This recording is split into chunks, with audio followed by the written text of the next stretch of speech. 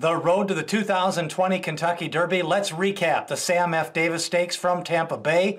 This race was a one-horse race on paper. Independence Hall going off at 3-5 on the final odds, but a three-horse speed duel developed, and Solo Volante emerged as the victor with a little bit of snake juice kicked in at the end to pull away for the victory down at Tampa Bay. A lot to go and kind of take a look at this race. It was interesting from the start. Independence Hall broke really well. He came out of the gate perfect, took the lead. First quarter was 23-2, but he backed off the lead and let Chapelou, ridden by Daniel Centeno, and also John Velasquez on Premier Star, they dueled and kind of took turns taking the lead before Chapelou got the advantage halfway down the backside. But I think by that time, the damage was already done. Sitting in third under a strong restraint was Independence Hall, and the quarter went off 23-2, the half 46-3. But those three were over 10 to 12 lengths up on the rest of the pack.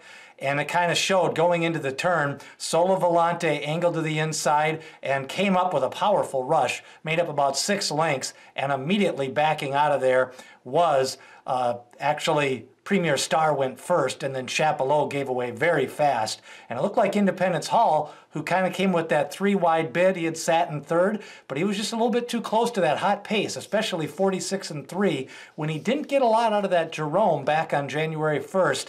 So now Independence Hall, tough luck second place finish.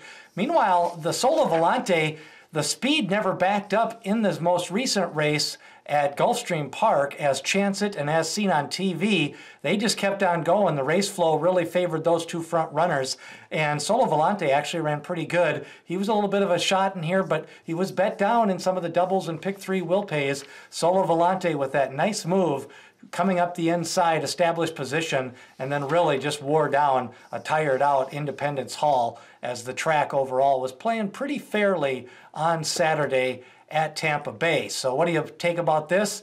Independence Hall showed a little bit of distance limitations. Not a bad effort, though. He hadn't run fast since that Nashua Stakes. He kind of just galloped around in the Jerome. He probably wasn't all out to win this race.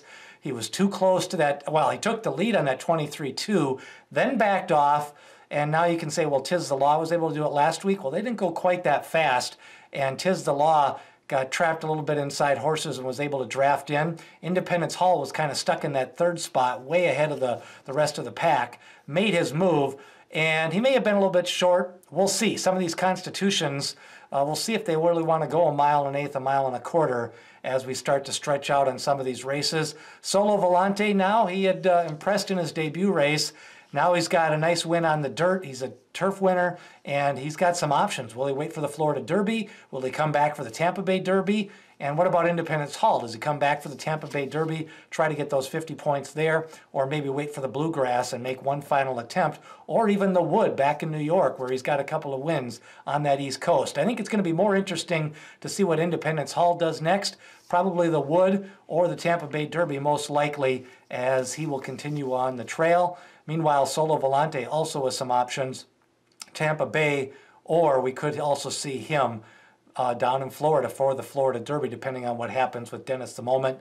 And right now, Tiz the Law already pointing for the Florida Derby.